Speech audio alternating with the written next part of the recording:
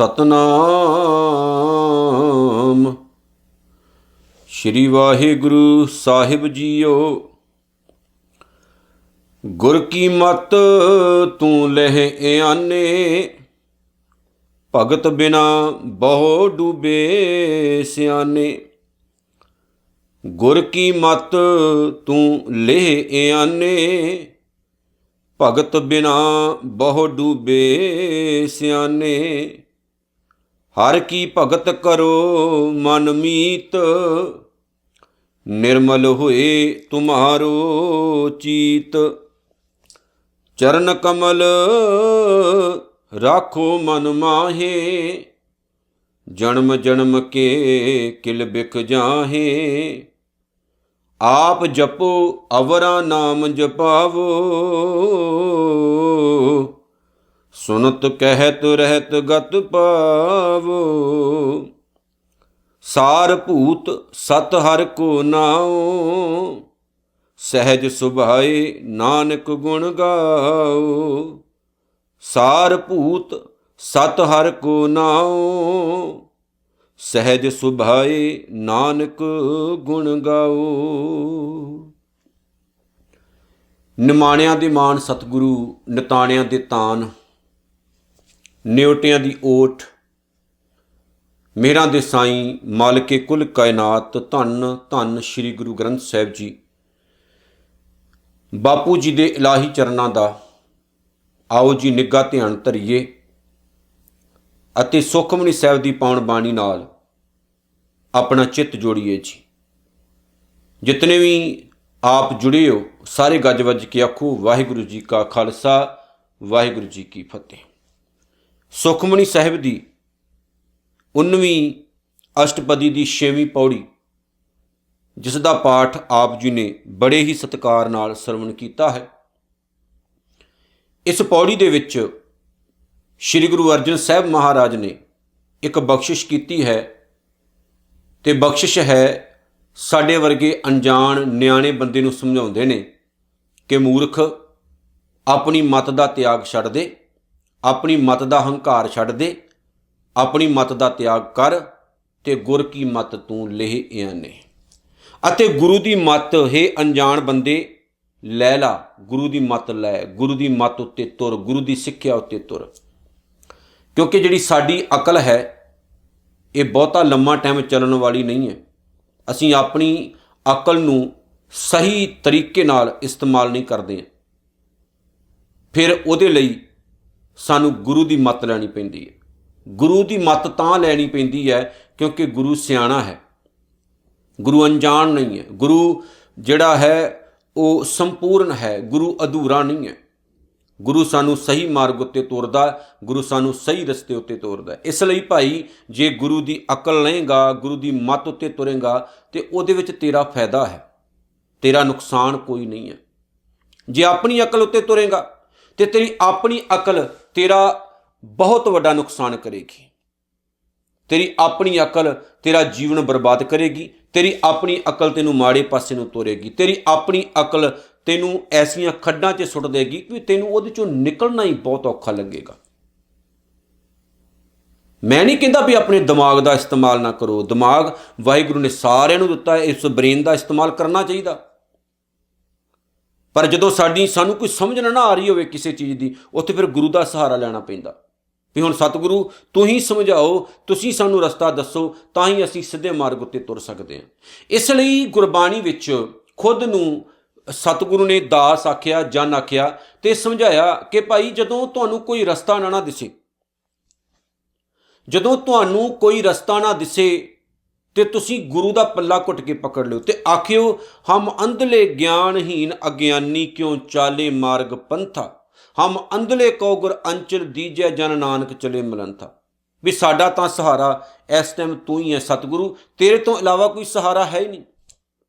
ਭਾਈ ਲਹਿਣਾ ਜੀ ਨੇ ਧੰਨ ਗੁਰੂ ਨਾਨਕ ਸਾਹਿਬ ਨੂੰ ਇਹ ਗੱਲ ਕਹੀ ਸੀ ਵੀ ਸਤਿਗੁਰੂ ਮੇਰਾ ਕੋਈ ਸਹਾਰਾ ਨਹੀਂ, ਮੇਰਾ ਸਹਾਰਾ ਤੇਰਾ ਦਰ ਹੈ, ਤੇਰਾ ਘਰ ਹੈ। ਹੁਣ ਮੈਂ ਤੇਰਾ ਦਰ, ਤੇਰਾ ਘਰ ਨਹੀਂ ਛੱਡ ਸਕਦਾ। ਗੁਰੂ ਅਮਰਦਾਸ ਸਾਹਿਬ ਨੇ ਵੀ ਇਹੀ ਗੱਲ ਧੰਨ ਗੁਰੂ ਅੰਗਦ ਸਾਹਿਬ ਨੂੰ ਕਹੀ ਸੀ ਵੀ ਮੇਰੇ ਲਈ ਕੋਈ ਹੋਰ ਟਿਕਾਣਾ ਹੀ ਨਹੀਂ, ਮੈਂ ਜਾਣਾ ਕਿੱਥੇ। ਜਦੋਂ ਇਹ ਮਹਿਸੂਸ ਹੋਣਾ ਸ਼ੁਰੂ ਹੋ ਜਾਏ, ਸਮਝ ਲਿਓ ਕਿ ਸਾਡੀ ਅਕਲ ਹੁਣ ਟਿਕਾਣੇ 'ਤੇ ਆ ਗਈ, ਸਾਡੀ ਮੱਤ ਹੁਣ ਟਿਕਾਣੇ 'ਤੇ ਆ ਗਈ। ਇਸ ਲਈ ਗੁਰੂ ਦੀ ਅਕਲ ਲੈ ਕੇ ਤੁਰੋਗੇ ਤੇ ਉਹਦਾ ਫਾਇਦਾ ਹੀ ਹੈ। ਇੱਕ ਤਾਂ ਮਾੜੇ ਕੰਮਾਂ ਤੋਂ ਬਚੋਗੇ, ਪੁੱਠਿਆਂ ਕੰਮਾਂ ਤੋਂ ਬਚੋਗੇ, ਚੁਗਲੀ ਨਿੰਦਿਆ ਤੋਂ ਬਚੋਗੇ, ਇੱਧਰ ਉੱਧਰ ਦੀਆਂ ਗੱਲਾਂ ਤੋਂ ਬਚੋਗੇ, ਜ਼ਿੰਦਗੀ ਸਟ੍ਰੇਟ ਚੱਲੇਗੀ, ਸਹੀ ਚੱਲੇਗੀ। ਫਿਰ ਆਪਣੇ ਅੰਦਰ ਜਿਉਣਾ ਸ਼ੁਰੂ ਕਰ ਦੋਗੇ, ਆਪ ਖੁਦ ਤੇ ਬਲੀਵ ਕਰਨਾ ਸ਼ੁਰੂ ਕਰ ਦੋਗੇ, ਤੁਹਾਡੇ ਅੰਦਰ ਚਾਨਣ ਹੋਏਗਾ, ਪ੍ਰਕਾਸ਼ ਹੋਏਗਾ। ਹੁਣ ਤਾਂ ਆਪਾਂ ਹਨੇਰੇ 'ਚ ਟੱਕਰਾਂ ਮਾਰ ਰਹੇ ਹਾਂ, ਸਾਨੂੰ ਸ਼ੀਤਲਤਾ ਨਹੀਂ ਮਿਲ ਰਹੀ, ਅਸੀਂ ਅੱਗ ਦੇ ਵਿੱਚ ਸੜੇ ਭੁੱਜੇ ਫਿਰ ਰਹੇ ਹਾਂ, ਸਾਡੀ ਜ਼ਿੰਦਗੀ ਦਾ ਕੋਈ ਲੈਵਲ ਨਹੀਂ ਰਿਹਾ, ਆਪਾਂ ਰਾਤ ਦਿਨ ਥੜਕਦੇ ਰਹਿੰਦੇ ਹਾਂ। ਸਾਨੂੰ ਇਹ ਮਹਿਸੂਸ ਹੁੰਦਾ ਰਹਿੰਦਾ ਮੇਰੇ ਕੋਲੋਂ ਘੱਟ ਹੈ, ਦੂਸਰੇ ਕੋਲ ਜ਼ਿਆਦਾ ਹੈ, ਮੈਂ ਦੁਖੀ ਹਾਂ, ਅਗਲਾ ਸੁਖੀ ਹੈ। ਸਾਨੂੰ ਇਹ ਮਹਿਸੂਸ ਹੁੰਦਾ ਰਹਿੰਦਾ ਵੀ ਮੇਰੀ ਧਰਤੀ ਸੁੱਕੀ ਪਈ ਹੈ ਤੇ ਬਰਸਾਤ ਨਹੀਂ ਹੋ ਰਹੀ, ਜਦ ਕਿ ਅਸੀਂ ਆਪ ਖੁਦ ਆਪਣੀ ਧਰਤੀ ਦੇ ਉੱਤੇ ਬਰਸਾਤ ਕਰਾਉਣੀ ਪਸੰਦ ਹੀ ਨਹੀਂ ਕਰਦੇ। ਸਾਨੂੰ ਇਹ ਮਹਿਸੂਸ ਹੁੰਦਾ ਹੈ ਵੀ ਜਿਵੇਂ ਕਿਰਪਾ ਦੀ, ਰਹਿਮਤ ਦੀ ਬਖਸ਼ਿਸ਼ ਨਹੀਂ ਹੋ ਰਹੀ ਸਾਡੇ ਉੱਤੇ, ਵੀ ਦੂਜਿਆਂ 'ਤੇ ਹੋਈ ਜਾਂਦੀ। ਪਰ ਜਦੋਂ ਆਪਾਂ ਗੁਰੂ ਦੀ ਮੱਤ ਲੈਂਦੇ ਹਾਂ, ਫਿਰ ਇਹ ਸਾਰੀਆਂ ਚੀਜ਼ਾਂ ਦੂਰ ਹੋ ਜਾਂਦੀਆਂ ਨੇ। ਗੁਰੂ ਦੀ ਮੱਤ ਲੈ ਕੇ ਸਿੱਧੇ ਰਸਤੇ ਉੱਤੇ ਤੁਰਨ ਦੀ ਜਾਚ ਸਾਨੂੰ ਆਉਂਦੀ। ਪਿਆਰਿਓ, ਬਹੁਤ ਜ਼ਰੂਰੀ ਹੈ। ਅੱਜ ਅਸੀਂ ਆਪਣੀ ਨਿੱਜੀ ਮੱਤ ਦਾ ਇਸਤੇਮਾਲ ਕਰ ਰਹੇ ਹਾਂ, ਇਸ ਲਈ ਪੰਜਾਬ ਵਿੱਚ ਡੇਰੇਦਾਰਾਂ ਦੀ ਕੋਈ ਕਮੀ ਨਹੀਂ ਹੈ, ਪੰਜਾਬ ਦੇ ਵਿੱਚ ਜੋਤਸ਼ੀਆਂ ਦੀ ਕੋਈ ਕਮੀ ਨਹੀਂ, ਪੰਜਾਬ 'ਚ ਬਾਬਿਆਂ ਦੀ ਕੋਈ ਕਮੀ ਨਹੀਂ, ਪੰਜਾਬ ਦੇ ਵਿੱਚ ਗੁਰੂਆਂ ਦੀ ਵੀ ਕੋਈ ਕਮੀ ਨਹੀਂ ਹੈ। ਇੱਟ ਮਗਰੋਂ ਚੱਕੋ, ਬਾਬਾ ਜਾਂ ਗੁਰੂ ਪਹਿਲਾਂ ਉਹਦੇ ਉੱਤੇ ਬੈਠਾ ਹੁੰਦਾ। ਹਰ ਘਰ ਦੇ ਵਿੱਚ ਇੱਕ ਨਵਾਂ ਗੁਰੂ ਪੈਦਾ ਹੋਇਆ ਆ। ਅਸੀਂ ਆਪਣੀ ਅਕਲ ਦਾ ਇਸਤੇਮਾਲ ਕੀਤਾ ਹੈ, ਮਾੜੀ ਸੋਚ ਦਾ, ਤਦ ਹੀ ਤਾਂ ਇਹ ਸਭ ਕੁਝ ਹੋਇਆ। ਜੇ ਆਪਾਂ ਗੁਰੂ ਦੀ ਮੱਤ ਲੈ ਕੇ ਤੁਰੇ ਹੁੰਦੇ, ਗੁਰੂ ਦੀ ਅਕਲ ਲੈ ਕੇ ਤੁਰੇ ਹੁੰਦੇ, ਤਾਂ ਗੁਰੂ ਨੇ ਕਿਹਾ ਸੀ ਕਿ ਮੇਰਿਓ ਪੁੱਤਰੋ, ਮੇਰੀਓ ਧੀਓ, ਅੱਜ ਤੋਂ ਬਾਅਦ ਤੁਹਾਡਾ ਗੁਰੂ ਕੇਵਲ ਗੁਰੂ ਗ੍ਰੰਥ ਸਾਹਿਬ ਹੈ। ਲੇਕਿਨ ਅਸੀਂ ਮਨ ਮਤ ਕੀਤੀ, ਗੁਰਮਤ ਦੇ ਰਸਤੇ ਉੱਤੇ ਨਹੀਂ ਤੁਰੇ, ਤਾਂ ਹੀ ਤਾਂ ਨੁਕਸਾਨ ਹੋਇਆ। ਸਤਿਗੁਰੂ ਕਹਿੰਦੇ ਨੇ, ਇਸ ਲਈ ਗੁਰ ਕੀ ਮਤ ਤੂੰ ਲੈ ਇਆਨੇ, ਹੈ ਅਣਜਾਣ ਨਿਆਣੇ ਬੰਦੇ, ਗੁਰੂ ਦੀ ਅਕਲ ਉੱਤੇ ਤੁਰ, ਗੁਰੂ ਦੀ ਸਿੱਖਿਆ ਉੱਤੇ ਤੁਰ। ਸਤਿਗੁਰੂ ਕਹਿੰਦੇ ਨੇ, ਭਗਤ ਬਿਨਾ ਬਹੁਤ ਡੂਬੇ ਸਿਆਣੇ, ਬਹੁਤ ਸਿਆਣੇ ਸਿਆਣੇ ਬੰਦੇ ਵੀ ਡੁੱਬ ਗਏ ਜਿਨ੍ਹਾਂ ਦੇ ਅੰਦਰ ਭਗਤੀ ਨਹੀਂ ਸੀ, ਭਾਵ ਜਿਨ੍ਹਾਂ ਅੰਦਰ ਪਰਮੇਸ਼ਰ ਵਾਹਿਗੁਰੂ ਦੇ ਗੁਣ ਨਹੀਂ ਸਨ, ਜਿਨ੍ਹਾਂ ਦੇ ਅੰਦਰ ਵਾਹਿਗੁਰੂ ਦੇ ਗੁਣ ਨਹੀਂ ਸੀ। ਬੜੇ ਸਿਆਣੇ ਤੋਂ ਸਿਆਣੇ ਬੰਦੇ ਮੈਂ ਡੁੱਬਦੇ ਹੋਏ ਵੇਖੇ, ਬੜੇ ਬੜੇ ਸਿਆਣੇ, ਖੁਦ ਨੂੰ ਸਮਝਦਾਰ ਅਖਵਾਉਣ ਵਾਲੇ, ਪਰ ਅਸਲ ਦੇ ਵਿੱਚ ਉਹਨਾਂ ਦੇ ਅੰਦਰ ਕੱਖ ਨਹੀਂ ਸੀ। ਦੂਰੋਂ ਦੂਰੋਂ ਲੱਗਦੇ ਸੀ, ਜਿਵੇਂ ਸਿਆਣੇ ਕਹਿੰਦੇ ਬਾਹਰੋਂ ਢੋਲ ਵੱਜਦਾ ਹੋਇਆ ਚੰਗਾ ਲੱਗਦਾ, ਪਰ ਅੰਦਰ ਕੱਖ ਵੀ ਨਹੀਂ ਸੀ। ਜਦੋਂ ਤੱਕ ਸਾਡੇ ਅੰਦਰ ਨਾ ਕੱਖ ਕੁਝ ਹੋਵੇਗਾ, ਅੰਦਰ ਲਾਗ ਨਹੀਂ ਲੱਗੇਗੀ, ਉਦੋਂ ਤੱਕ ਗੱਲ ਬਣਨੀ ਵੀ ਨਹੀਂ।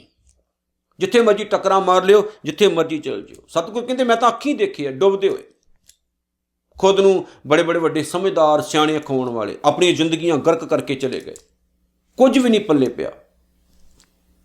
ਸਤਿਗੁਰੂ ਅੱਗੇ ਕਹਿੰਦੇ, ਹਰ ਕੀ ਭਗਤ ਕਰੋ ਮਨ ਮੀਤ, ਇਸ ਲਈ ਹੈ ਮੇਰੇ ਮਿੱਤਰ ਮਨ ਪਰਮਾਤਮਾ ਦੀ ਭਗਤੀ ਕਰ। ਮਨ ਨੂੰ ਸਮਝਾਇਆ, ਮਨ ਰੱਬ ਦੀ ਬੰਦਗੀ ਕਰ, ਪਰਮਾਤਮਾ ਦੀ ਭਗਤੀ ਕਰ, ਭਗਤੀ ਵੱਲ ਜੋੜ, ਬੰਦਗੀ ਵੱਲ ਜੋੜ, ਸਿੱਧੇ ਰਸਤੇ ਉੱਤੇ ਤੁਰ।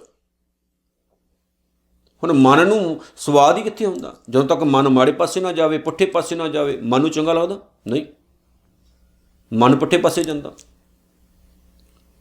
ਤੇ ਕਈ ਵਾਰ ਐਸੇ ਸਾਨੂੰ ਲੋਕ ਜ਼ਿੰਦਗੀ 'ਚ ਮਿਲ ਜਾਂਦੇ, ਉਹ ਕਹਿੰਦੇ ਇਹ ਬੰਦਾ ਗੱਲ ਕਿਉਂ ਕਰਦਾ ਏ, ਬਾਣੀ ਦੀ ਗੱਲ ਕਿਉਂ ਕਰ ਰਿਹਾ, ਗੁਰਬਾਣੀ ਦੀ ਗੱਲ ਹੀ ਕਿਉਂ ਕਰਦਾ, ਇਤਿਹਾਸ ਦੀ ਗੱਲ ਹੀ ਕਿਉਂ ਕਰਦਾ, ਇੱਧਰ ਉੱਧਰ ਦੀ ਕਿਉਂ ਨਹੀਂ ਮਾਰਦਾ, ਜ਼ਿਆਦਾ ਚੰਗਾ ਲੱਗਦਾ ਨਾ।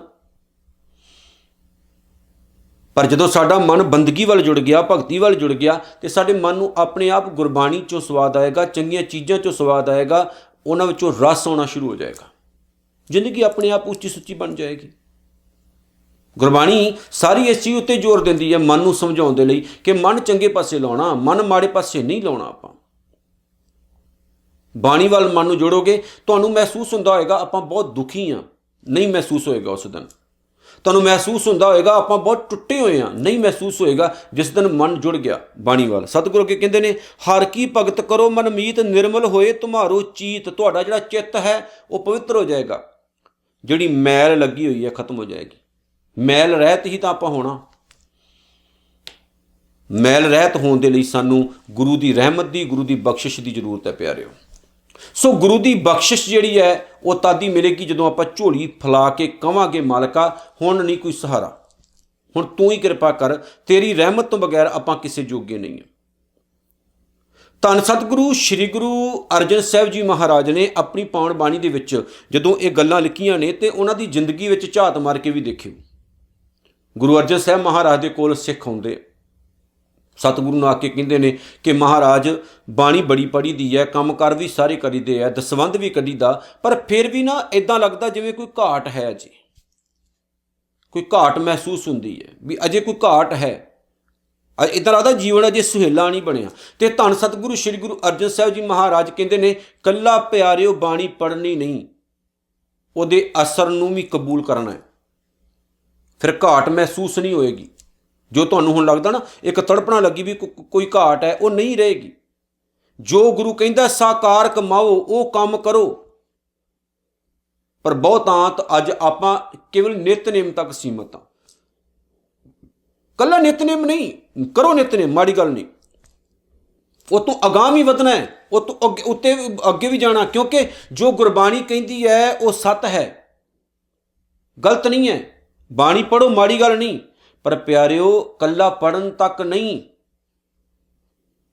ਉਹਦੀ ਡਾਇਰੈਕਸ਼ਨ ਨੂੰ ਵੀ ਸਮਝੋ। ਜਿਵੇਂ ਮੈਂ ਕਈ ਵਾਰ ਕਿਹਾ ਕਰਦਾ, ਹੁਣ ਮੋਬਾਈਲ ਦੇ ਵਿੱਚ ਨੈਵੀਗੇਸ਼ਨ, ਮੈਂ ਸੋਚਿਆ ਜੀ ਮੈਂ ਕਿਸੇ ਦੂਜੇ ਸ਼ਹਿਰ ਜਾਣਾ, ਜੀ ਮੈਂ ਕੈਲੀਫੋਰਨੀਆ ਜਾਣਾ, ਜਾਂ ਮੈਂ ਇੰਡੀਆਨਾ ਜਾਣਾ, ਜਾਂ ਮੈਂ ਨਿਊਯਾਰਕ ਜਾਣਾ, ਮੈਂ ਸੋਚ ਲਿਆ,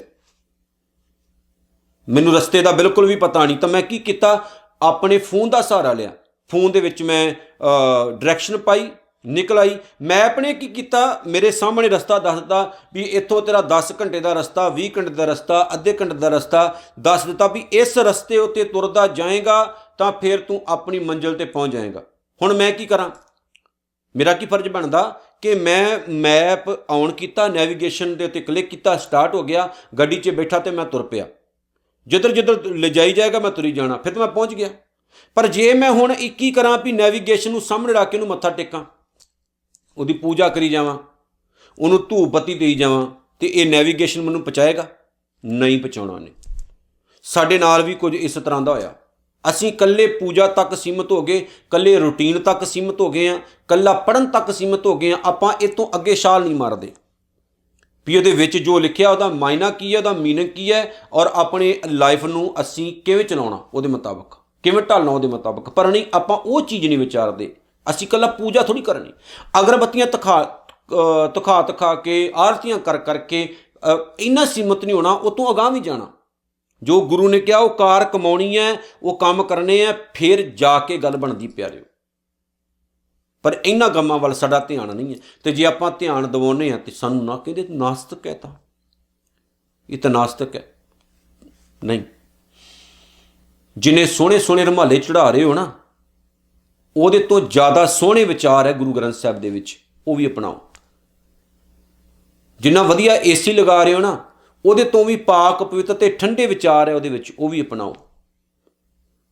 ਯਾਦ ਰੱਖਿਓ, ਜਿੰਨੀ ਸ਼ਾਨੋ ਸ਼ੌਕਤ ਦੇ ਨਾਲ ਸਾਰੇ ਕੰਮ ਕਰ ਰਹੇ ਹਾਂ, ਉਹ ਉਨੀ ਸ਼ਾਨੋ ਸ਼ੌਕਤ ਦੇ ਨਾਲ ਜੀਵਨ ਨੂੰ ਵੀ ਉੱਚਾ ਬਣਾਓ। ਇਕੱਲਾ ਫੁੱਲ ਚੜਾਉਣੇ ਨਹੀਂ ਹੈ, ਫੁੱਲਾਂ ਵਰਗੇ ਚਰਨ ਵੀ ਹਿਰਦੇ 'ਚ ਵਸਾਉਣੇ ਗੁਰੂ ਦੇ। ਆਪਣੇ ਮਨ ਨੂੰ ਉੱਚਾ ਸੁੱਚਾ ਚੁੱਕਣਾ, ਔਰ ਇਹ ਉਦੋਂ ਹੀ ਹੋਏਗਾ ਜਦੋਂ ਤੁਸੀਂ ਗੁਰੂ ਦੀ ਮੱਤ ਲਓਗੇ। ਸਤਿਗੁਰ ਕਹਿੰਦੇ ਚਰਨ ਕਮਲ ਰਾਖੋ ਮਨ ਮਾਹੇ। ਹੇ ਭਾਈ, ਪਰਮਾਤਮਾ ਦੇ ਕਮਲ ਵਰਗੇ ਸੋਹਣੇ ਚਰਨ ਆਪਣੇ ਹਿਰਦੇ ਵਿੱਚ ਪਰੋ ਕੇ ਰੱਖ। ਜਨਮ ਜਨਮ ਕੇ ਕਿਲ ਵਿਖ ਜਾਹੇ। ਇੱਦਾਂ ਕੀ ਹੋਏਗਾ ਕਿ ਜਨਮਾਂ ਜਨਮਾਂਤਰਾਂ ਦੀ ਲੱਗੀ ਹੋਈ ਜਿਹੜੀ ਮੈਲ ਹੈ ਉਹ ਲੱਥ ਜਾਏਗੀ। ਭਾਵ ਜਿਹੜੀ ਭਟਕਣਾ ਤੋਂ ਬਣੀ ਹੋਈ ਮੈਲ ਹੈ ਉਹ ਖਤਮ ਹੋ ਜਾਏਗੀ। ਮਨ ਤੇਰਾ ਪਾਕ ਪਵਿੱਤਰ ਹੋ ਜਾਏਗਾ। ਰਾਹ ਦਿਨ ਜਿਹੜਾ ਜੰਮਣ ਮਰਨ ਤੇਰਾ ਲੱਗਾ ਪਿਆ, ਮਾੜੇ ਕੰਮਾਂ ਦੇ ਵਿੱਚ, ਪੁੱਠੇ ਕੰਮਾਂ ਵਿੱਚ, ਬੁਰੇ ਕੰਮਾਂ ਵਿੱਚ ਪਿਆ ਹੋਇਆ, ਉਹ ਸਾਰਾ ਦਾ ਸਾਰਾ ਆਪਣੇ ਆਪ ਹੀ ਖਤਮ ਹੋ ਜਾਏਗਾ। ਫਿਰ ਅੱਗੇ ਕੀ ਕਰਨਾ ਆਪਾਂ? ਆਪ ਜਪੋ, ਅਵਰਾ ਨਾਮ ਜਪਾਓ। ਜਦੋਂ ਤੁਸੀਂ ਪਵਿੱਤਰ ਹੋ ਗਏ, ਜਦੋਂ ਤੁਸੀਂ ਚੰਗੇ ਜੀਵਨ ਵਾਲੇ ਹੋ ਗਏ, ਜਦੋਂ ਤੁਹਾਡਾ ਜੀਵਨ ਦਾ ਲੈਵਲ ਉੱਚਾ ਹੋ ਗਿਆ, ਫਿਰ ਤੁਸੀਂ ਕੀ ਕਰਨਾ? ਜਿੱਥੇ ਆਪ ਜਪ ਰਹੇ ਹੋ, ਆਪ ਤੁਰ ਰਹੇ ਹੋ ਉਸ ਰਸਤੇ ਉੱਤੇ, ਅਵਰਾ ਦੂਸਰਿਆਂ ਨੂੰ ਵੀ ਨਾਮ ਜਪਾਓ, ਚੰਗੇ ਰਸਤੇ ਉੱਤੇ ਤੁਰੋ। ਦੱਸੋ ਵੀ ਮੈਂ ਅੰਮ੍ਰਿਤਧਾਰੀ ਹੋ ਗਿਆ, ਮੈਨੂੰ ਬੜਾ ਚੰਗਾ ਲੱਗ ਰਿਹਾ ਜੀ, ਮੈਂ ਹੁਣ ਬਾਣੀ ਪੜ੍ਹਦਾ ਵਾਂ, ਮੈਂ ਕਥਾ ਸੁਣ ਰਿਹਾ ਸੁਖਮਨੀ ਸਾਹਿਬ ਦੀ, ਮੈਂ ਅਰਥ ਕਰ ਰਿਹਾ, ਮੈਨੂੰ ਚੰਗਾ ਲੱਗਦਾ। ਦੂਸਰਿਆਂ ਨੂੰ ਵੀ ਦੱਸੋ ਵੀ ਤੁਸੀਂ ਵੀ ਕਰੋ ਭਾਈ, ਤੁਸੀਂ ਵੀ ਕਰੋ। ਜਿਵੇਂ ਆ ਡੇਰੇਦਾਰਾਂ ਦੇ ਕੰਮ ਚੱਲਦੇ ਨਾ, ਤੇ ਉਹਨਾਂ ਨੇ ਕੀ ਕੀਤਾ, ਗਾਂ ਬੰਦੇ ਰੱਖੇ ਆਪਣੇ ਸਪੈਸ਼ਲ ਤੌਰ 'ਤੇ, ਪਿੰਡਾਂ ਦੇ ਵਿੱਚ ਟਰਾਲੀਆਂ ਭਰ ਭਰ ਕੇ ਲੈ ਕੇ ਜਾਣਗੇ ਲੋਕਾਂ ਨੂੰ, ਜੀ ਸਾਡਾ ਬਾਬਾ ਤਾਂ ਇੱਦਾਂ ਕਰਦਾ, ਸਾਡਾ ਅੱਦਾ ਕਰਦਾ, ਸਾਡੇ ਵਿੱਚ ਤਾਂ ਇੰਨੀ ਤਾਕਤ, ਸਾਡੇ ਵਿੱਚ ਤਾਂ ਇੰਨੀ ਪਾਵਰ। ਆ ਕੰਮ ਚੱਲ ਰਿਹਾ। ਖਾਸ ਤੌਰ 'ਤੇ ਹੁਣ ਪੰਜਾਬ ਵਿੱਚ ਈਸਾਈ ਧਰਮ ਦਾ ਬੜਾ ਜਿਹੜਾ ਨਾ ਕੰਮ ਚੱਲ ਰਿਹਾ, ਇੱਕ ਬਿਜ਼ਨਸ ਚੱਲ ਰਿਹਾ ਬੜੇ ਵੱਡੇ ਲੈਵਲ ਦੇ ਉੱਤੇ, ਕਿ ਗਲੀਆਂ ਦੇ ਵਿੱਚ ਆ ਕੇ ਉਹ ਪਰਚੇ ਫੜਾ ਕੇ ਜਾਂਦੇ ਵੀ ਜੇ ਤੁਹਾਨੂੰ ਬੁਖਾਰ ਚੜ੍ਹਦਾ, ਜੇ ਤੁਹਾਨੂੰ ਕੋਈ ਪ੍ਰੋਬਲਮ ਹੈ, ਤੁਹਾਨੂੰ ਕੋਈ ਬਿਮਾਰੀ ਹੈ, ਤੁਹਾਡੇ ਘਰ 'ਚ ਗਰੀਬੀ ਹੈ, ਆਹ ਨੰਬਰ ਥੱਲੇ ਦਿੱਤੇ ਹੋਏ, ਇਹਨਾਂ ਨੰਬਰਾਂ ਦੇ ਉੱਤੇ ਕਾਲ ਕਰੋ। ਉਹ ਤੁਹਾਡੀ ਗਰੀਬੀ ਦੂਰ ਕਰਨਗੇ, ਦੱਸੋ, ਤੁਹਾਡਾ ਬੁਖਾਰ ਹਟਾ ਦੇਣਗੇ। ਫਿਰ ਤਾਂ ਹੌਸਪੀਟਲ ਬੰਦ ਕਰ ਦਿਓ, ਜੇ ਕੈਂਸਰਾਂ ਇੱਦਾਂ ਹਟਣੀਆਂ ਬੰਦ ਕਰ ਦਿਓ ਹੌਸਪੀਟਲ। ਇੱਕ ਬੜਾ ਵੱਡੇ ਲੈਵਲ 'ਤੇ ਕੰਮ ਚੱਲ ਰਿਹਾ, ਲੇਕਿਨ ਆਪਾਂ ਇਹ ਕੰਮ ਨਹੀਂ ਕਰਨਾ। ਆਪਾਂ ਕਹਿਣਾ, ਆਪਾਂ ਦੱਸਣਾ, ਪਿਆਰਿਓ ਮੈਂ ਬਾਣੀ ਜਦੋਂ ਪੜ੍ਹਦਾ, ਮੈਂ ਜਦੋਂ ਵਿਚਾਰ ਕਰਦਾ, ਮੈਂ ਜਦੋਂ ਗੁਰੂ ਦੀ ਗੱਲ ਨੂੰ ਮੰਨਦਾ ਤਾਂ ਮੈਨੂੰ ਚੰਗਾ ਲੱਗਦਾ, ਤੂੰ ਵੀ ਕਰ। ਇਸ ਲਈ ਜੋ ਤੁਹਾਨੂੰ ਮਿਲ ਰਿਹਾ ਉਹ ਦੂਸਰਿਆਂ ਦੇ ਨਾਲ ਸ਼ੇਅਰ ਕਰੋ, ਜੋ ਤੁਹਾਡੇ ਕੋਲ ਹੈ ਦੂਸਰਿਆਂ ਨੂੰ ਦੱਸੋ। ਪਰ ਇਹ ਚੀਜ਼ ਇੰਨੀ ਸੌਖੀ ਨਹੀਂ, ਆਪਾਂ ਤਾਂ ਮੂੰਹ ਵੀ ਨਹੀਂ ਖੋਲ੍ਹਦੇ, ਹੋਰ ਹੀ ਕੰਮਾਂ 'ਚ ਪੈ ਜਾਂਦੇ। ਸੁਨਤ ਕਹਿਤ ਰਹਿਤ ਗਤ ਪਾਵੋ, ਸਤਿਗੁਰ ਕਹਿੰਦੇ ਨਾਮ ਨੂੰ ਸੁਣਦਿਆਂ, ਕਹਿਤ ਨਾਮ ਨੂੰ ਕਹਿੰਦਿਆਂ, ਰਹਿਤ ਨਾਮ ਦੀ ਸੋਹਣੀ ਰਹਿਣੀ ਵਿੱਚ ਰਹਿੰਦਿਆਂ, ਗਤ ਪਾਵੋ ਭਾਵ ਉੱਚੀ ਆਤਮਿਕ ਅਵਸਥਾ ਬਣੇਗੀ। ਜਦੋਂ ਤੁਸੀਂ ਉੱਠਦਿਆਂ ਬਹਿੰਦਿਆਂ ਸੌਂਦਿਆਂ ਜਾਗਦਿਆਂ ਜ਼ਿੰਦਗੀ ਦੇ ਹਰ ਇੱਕ ਕੰਮ ਦੇ ਵਿੱਚ ਉਹਨੂੰ ਗਾਓਗੇ, ਉਹਨੂੰ ਸੁਣੋਗੇ, ਉਹਦੀ ਰਹਿਤ ਵਿੱਚ ਰਹੋਗੇ ਤੇ ਜੀਵਨ ਉੱਚਾ ਹੀ ਬਣੇਗਾ, ਜੀਵਨ ਪਵਿੱਤਰ ਹੀ ਬਣੇਗਾ। ਸਾਰ ਭੂਤ ਸਤ ਹਰਿ ਕੋ ਨਾਉ, ਪਰਮਾਤਮਾ ਦਾ ਨਾਮ ਹੀ ਸਭ ਪਦਾਰਥਾਂ ਤੋਂ ਉੱਤਮ ਪਦਾਰਥ ਹੈ। ਸਾਰ ਭਾਵ ਕਿ ਸ੍ਰੇਸ਼ਟ, ਸਭ ਤੋਂ ਚੰਗੀ। ਭੂਤ ਪਦਾਰਥ ਚੀਜ਼, ਭੂਤ ਭਾਵ ਚੀਜ਼। ਪਰਮਾਤਮਾ ਦਾ ਨਾਮ ਹੀ ਸਭ ਤੋਂ ਸ੍ਰੇਸ਼ਟ ਹੈ। ਦੁਨੀਆ ਦੀ ਹਰ ਇੱਕ ਚੀਜ਼ ਦਾ ਲੈਵਲ ਇਹ ਤੋਂ ਥੱਲੇ ਹੈ, ਇਹ ਸਭ ਤੋਂ ਉੱਪਰ ਹੈ। ਜਿਵੇਂ ਬਾਣੀ 'ਚ ਆਖਿਆ ਗਿਆ ਕਿ ਮਿਠਾਸ ਨਾਲ ਭਰੀਆਂ ਬਹੁਤ ਸਾਰੀਆਂ ਚੀਜ਼ਾਂ ਨੇ, ਸ਼ੱਕਰ ਖੰਡ ਨਿਵਾਤ ਗੁੜ, ਮਾਖਿਓ ਮਾਝਾ ਦੁੱਧ, ਸਭੇ ਵਸਤੂ ਮਿੱਠੀਆਂ ਰੱਬ ਨਾ ਪੁੱਜਣ ਤੁਧ। ਪਰ ਮਾਲਕ ਜੀ ਜਿਹੜਾ ਤੇਰਾ ਸਵਾਦ ਹੈ ਨਾ, ਉਹ ਕਮਾਲ ਦਾ। ਜਿਹੜੇ ਤੇਰੇ 'ਚ ਇਸ਼ਨਾਨ ਕਰ ਲੈਂਦੇ ਨੇ, ਜਿਹੜਾ ਤੇਰੇ ਨਾਮ ਦਾ ਭੋਜਨ ਖਾਂਦੇ ਨੇ, ਜਿਹੜੇ ਤੇਰੇ ਨਾਮ ਦੇ ਕੱਪੜੇ ਪਹਿਨਦੇ ਨੇ, ਜਿਹੜੇ ਤੇਰੇ ਨਾਮ ਨਾਲ ਜੁੜੇ ਰਹਿੰਦੇ ਨੇ, ਮਾਲਕਾ ਉਹਨਾਂ ਦੀ ਜ਼ਿੰਦਗੀ ਦੇ ਵਿੱਚ ਜੋ ਆ ਜਾਂਦਾ ਨਾ, ਉਹ ਕਮਾਲ ਦਾ ਹੈ, ਕਮਾਲ ਦਾ।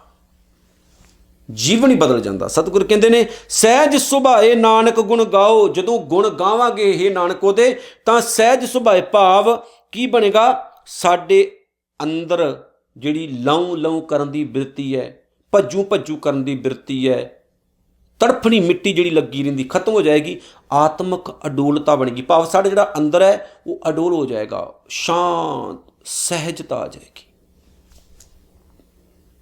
ਤੁਹਾਨੂੰ ਖੁਦ ਨੂੰ ਵੀ ਨਾ ਚੰਗਾ ਫੀਲ ਹੋਏਗਾ। ਫਿਰ ਉਸ ਦਿਨ ਤੁਸੀਂ ਖੁਦ ਵੀ ਆਪਣੇ ਆਪ 'ਤੇ ਪ੍ਰਾਊਡ ਮਹਿਸੂਸ ਕਰੋਗੇ ਵੀ ਵਾਕਈ ਮੈਨੂੰ ਕੁਝ ਮਿਲ ਗਿਆ, ਹੁਣ ਮੇਰੇ ਪੱਲੇ ਕੁਝ ਹੁਣ ਪੈ ਗਿਆ। ਪਰ ਇਹ ਚੀਜ਼ ਬਣੇਗੀ ਉਦੋਂ ਜਦੋਂ ਅਸੀਂ ਬਣਾਉਣਾ ਚਾਹਾਂਗੇ। ਸੋ ਆਓ ਗੁਰੂ ਦੀਆਂ ਇਹਨਾਂ ਬਾਤਾਂ ਨੂੰ, ਇਹਨਾਂ ਗੱਲਾਂ ਨੂੰ ਬੰਨੀਏ ਪੱਲੇ ਅਤੇ ਗੁਰੂ ਮੁਤਾਬਕ ਆਪਣਾ ਜੀਵਨ ਢਾਲੀਏ। ਸਤਿਗੁਰ ਨੇ ਕਿਰਪਾ ਕੀਤੀ ਹੈ, 19ਵੀਂ ਅਸ਼ਟਪਦੀ ਦੀ ਜਿਹੜੀ 6ਵੀਂ ਪੌੜੀ ਹੈ ਉਹਦੀ ਵਿਚਾਰ ਕੰਪਲੀਟ ਹੋਈ। ਬਾਕੀ ਵੀ ਜਿਹੜੀ ਵਿਚਾਰ ਹੈ ਸਤਿਗੁਰੂ ਆਪ ਕਰਾਉਣ। ਨਾਨਕ ਨਾਮ ਚੜ੍ਹਦੀ ਕਲਾ, ਤੇਰੇ ਭਾਣੇ ਸਰਬੱਤ ਦਾ ਭਲਾ। ਵਾਹਿਗੁਰੂ ਜੀ ਕਾ ਖਾਲਸਾ, ਵਾਹਿਗੁਰੂ ਜੀ ਕੀ ਫਤਿਹ।